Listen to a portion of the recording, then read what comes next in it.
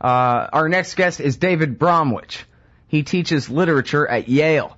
He's written on politics and culture for the New Republic, The Nation, the New York Review of Books, and other magazines. He's the editor of Edmund Burke's selected writings on empire, liberty, and reform, and co-editor of the Yale University Press edition of On Liberty. He writes at the HuffingtonPost.com/David-Bromwich. And the latest is Romney, Netanyahu, and George Washington's warning. Welcome back to the show, David. How are you doing? It's good to be with you. Well, it's good to have you here. And this is, Romney, Netanyahu, and George Washington. I can't figure out what they got to do with each other in a sentence. What's that about? Well, in one sentence, it is about George Washington's warning to Americans in his farewell address of 1796, his warning against excessive partiality toward one nation, toward a favorite nation, and the extreme hazards of becoming embroiled in another nation's contests and coming to identify with another nation's enmities and so on. So he is urging Americans to keep their own national identity and interest as an integral thing and not get it confused with others. Mm-hmm. And now, I guess at the time that this is going on, you had sort of a split between the Federalists and the Republicans about whether they liked England or France best, and that was the context of his warning, Jefferson having a history of being red hot for the French Revolution and so on. I think that's among the things Washington had in mind, right? Mm-hmm. But then it sure does sound like he's talking about Israel right now, doesn't it? It's just perfect. You couldn't ask for a better George Washington quote about our current situation. No. Can I read it? Please do. People listening might not have read this great piece of cautionary advice anytime recently, so when I picked it up, I was astonished at what I found. He says, and this is near the end of the speech, but not the very end, that nothing is more essential than that permanent inveterate antipathies against particular nations and passionate attachments for others should be excluded. That the consequence of indulging in such antipathies or passionate attachments will be, quote, frequent collisions, obstinate, envenomed, and bloody contests. The nation, prompted by ill will and resentment, sometimes impels to war the government contrary to the best calculations of policy. And he says at the end of the quotation, which I will read too, against the insidious wiles of foreign influence, I conjure you to believe me, fellow citizens, the jealousy of a free people, and he means the watchfulness there, the jealousy of a free people ought to be constantly awake, since history and experience prove that foreign influence is one of the most baneful foes of Republican government. Excessive partiality for one foreign nation and excessive dislike of another cause those whom they actuate to see danger only on one side and serve to veil and even second the arts of influence on the other. So I completely agree with you. It could not sound more like he had in mind what was going on in Jerusalem the other day. Mm-hmm. Well, I was reminded of, I guess it was Eric Margulies, and others have talked about this too, about how in the Arab world, America really had a great reputation, even though we were sort of English-like. We had overthrown the English and defeated them and proved that it could be done and that kind of thing, and they really liked that. And we actually, just, kind of public opinion-wise, as much as such a thing was ever measured, had a pretty good reputation in the Middle East. It's just been our support for Israel since the end of the Second World War, really, that's gotten us into all this trouble. Yeah, the hopes that were associated with the United States after the Second World War were amazing and optimistic. It was true in Southeast Asia, too. Ho Chi Minh really wanted to emulate the American founders and admired them more than the architects of the French Revolution, if you can call them architects. But, we allied ourselves first in a sort of background way with the French colonialists operation against the Vietnamese and then took it on ourselves. And the disappointment and surprise there was enormous. So it's not just the Arab world, but right, that's an enormous part of our current history. And then, well, for me, to just cut right to the chase, it's in Perfect Soldiers, Terry McDermott's biography of the core of the 9/11 hijacker group, the pilots, the Hamburg cell, the graduate school students who went to that mosque there and became friends, went to Afghanistan together and joined up the cause and whatever.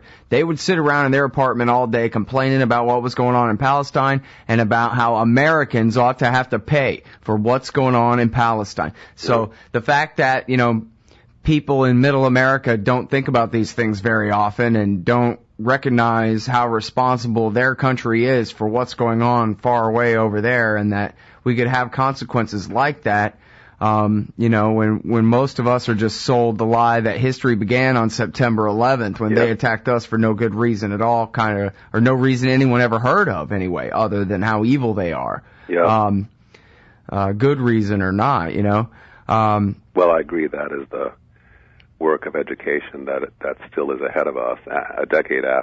More than a decade after the September 11th attacks, it's extraordinary. But the awareness of these commitments of the United States and what they have done to world opinion toward us is almost as low as it ever was. And I mean, in my case, a book that changed my thinking or gave a new emphasis to my thinking about this was also written a little before September 11th, the Blowback by Chalmers Johnson, which covers quite a lot of different U.S. entanglements in various regions. But, you know, there are people, I think it's still a common view, and it's encouraged by our leaders, as well as political opportunists who aren't in office.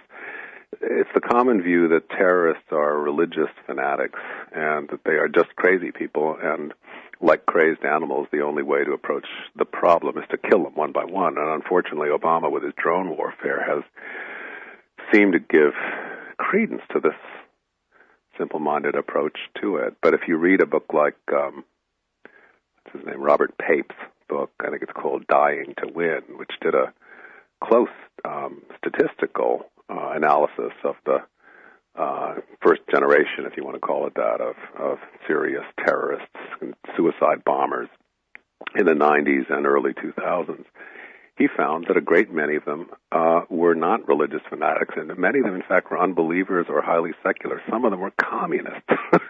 But what unified them more than any single other factor was that the countries they identified with, or their own countries, were occupied by foreign powers, and they would commit suicide acts against the occupation. And when the United States was the occupying power, as in Iraq, or was closely allied to the occupying power, as in Palestine, the United States suffers the blowback. Yeah. Well, and so that's the thing about it, is it's not just that, it's unfair what's happening to the Palestinians. It's that as little as Americans care about what happens to the Palestinians, that little ends up amounting to blowback of very serious consequences for us, which of course then just became, in the case of September 11th, the excuse for that much more intervention in that part of the world, and a policy that became that much worse, really, on the fate of the West Bank and the Gaza Strip under the Israeli occupation. We'll talk more about that with David Bromwich from HuffingtonPost.com right after this. All right, y'all, welcome back to the show. I'm Scott Horton. ScottHorton.org is the website. Check out Tom Wood's Liberty Classroom link right there at the top of the page at ScottHorton.org. Talking with David Bromwich. He teaches literature at Yale University, and he writes at the Huffington Post. This one is called Romney, Netanyahu, and George Washington's Warning. And I guess we need to get to the current events here, David, which is that Mitt Romney running for president. If I understand the story right, he brought a bunch of Americans with him to Israel in order to hold a fundraiser of a bunch of Americans in Israel. Yeah. And he got himself in quite a bit of trouble with broad sections of political opinion over that. But you say that doesn't matter because he did serve two particular groups that needed serving. Well, libertarians, anti-war people, supporters of Obama can all see the faults in what Romney did and how lacking in information and even common sense some of his remarks were. But the main purpose of that extraordinary demonstration he mounted with his handlers in Israel, where he brought these billionaire, high-rolling bankrollers with him to declare his, not quite unconditional, but, extraordinary allegiance to Israel at this time when Israel is threatening a preventive attack on Iran and when there is enormous tension among all these three countries. To have a political rally in a foreign country at a time like that where you concern yourself overtly with the interest of the other country and not your own, and to bring along enormously wealthy backers from your country, that's due. Political rallies in foreign countries during a campaign have happened, but nothing like this. So, yeah, Sheldon Adelson, if that's how you pronounce his name, is the most famous of these very large-scale patrons of the Romney campaign. He has vowed to contribute $100 million to it, but there were others too, including the heir of the Johnson & Johnson fortune and, a man named Paul Singer, who is an adept of buying up third world debt and trying to sell it back at a higher price to the third world countries that need their independence and so on. Some of these people make money in extremely unsavory ways. But regardless of that, their appearance together in a foreign country in the middle of a campaign to pledge allegiance, in effect, to Israel in its efforts against Iran, that's what's unusual. Mm-hmm. Well, and I guess I haven't really been around that long in the scheme of things. Can you help me out? Has there ever been anything like this in American politics where the presidents were so badly racing to suck up to Israel at the expense of their own country like this? I don't think so. I don't think we haven't had a moment where an adventurer, or I should say, a politician with adventurous ideas like Benjamin Netanyahu has pushed himself right into the middle of a campaign and been playing one side against the other, though everyone knows his sympathies are with Romney.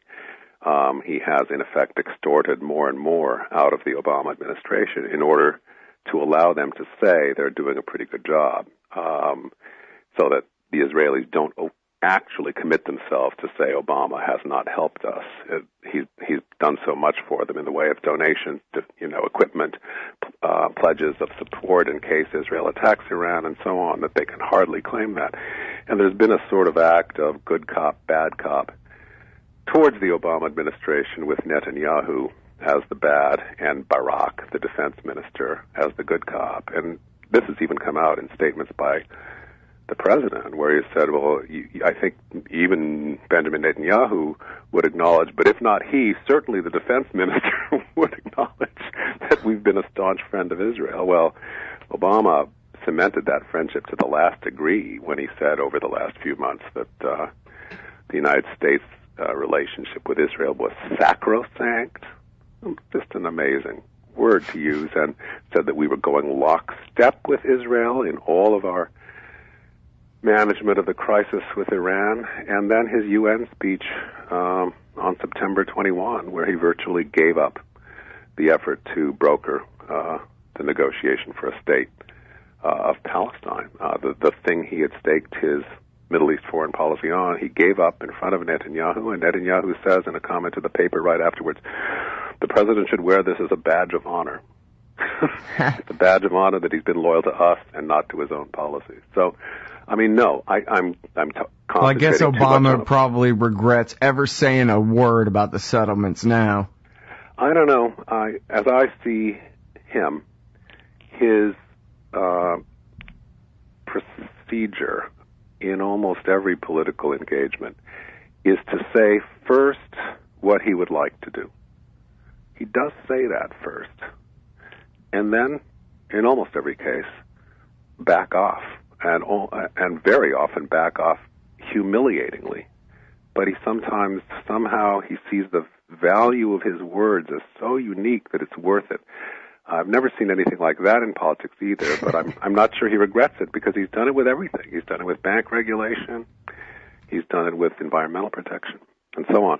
But, not to talk about Obama, the Romney commitment to Israel is much more extravagant than Obama's, because Obama has been, in effect, saying, go slowly, be cautious, and his chairman of the Joint Chiefs, Martin Dempsey, said in January or February that an Israeli attack on Iran would be a bad idea, which apparently from Pentagon estimates of what the damage to the U.S. interest in the area would be is a great understatement. Mm-hmm. But Romney has gone to the brink of saying it would be a good idea, and that, he's rooting for Israel no matter what.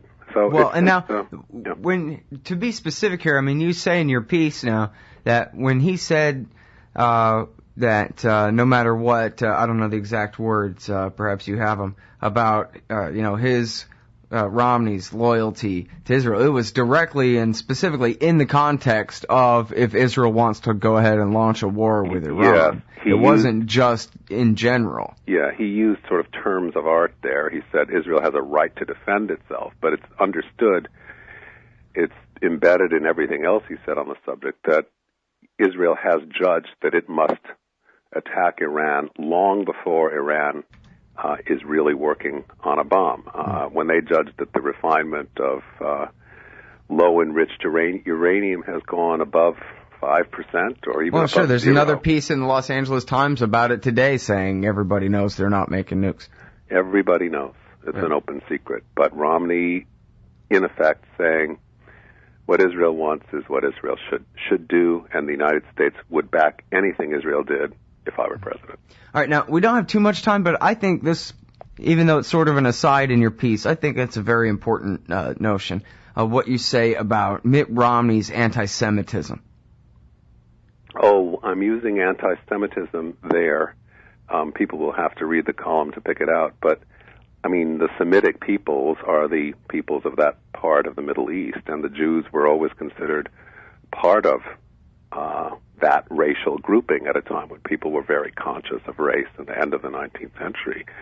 So Jews and Arabs look alike, they sound alike, the languages actually sound alike if you don't know them, and the cliches that were used, the stereotypes that were used to put down Jews in the early 20th century, especially in Europe more than in America, because the American idea of Jews is fast-thinking, money-making, they're on the go, they're climbers, etc. That's the American anti-Semitism.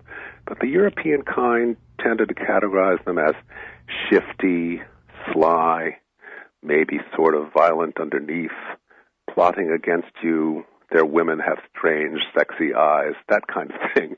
And that very much fits the current stereotype against Arabs. And so I point out that when Romney is talking about the Palestinians as poor and lacking in culture, he means lacking in Western culture, and somehow born for the ghettos that they live in. It's disturbingly close to the stereotypes used against Jews a few generations previous, and I think this should be a bit shocking to Jews also, more than it is. Well, I think it's meaningful, too, what you say about how, and now Jews are honorary Christians, meaning people. Well, it's now you have to respect them as people, whereas before, I guess that wasn't the rules. Yeah, and the evangelical, the Christian Zionists in the United States sort of put the seal on that pact. They are the largest reliable constituency for tourism in Israel, and they are a large part of the Republican base that causes a man like Romney to make these extravagant statements in favor of Israel. Mm-hmm. And yet, what Palestinian lobby is there to argue the other side of this case? Very little, and not even a large-scale Arab lobby, which could include, American Iranians and Iraqis and others, to make a statement for the Palestinian cause in any way. All right, that's David Bromwich. He teaches literature at Yale, and he writes at the Huffington Post, huffingtonpost.com/David-Bromwich. Thanks very much for your time, Dave. Appreciate it. Good talking to you.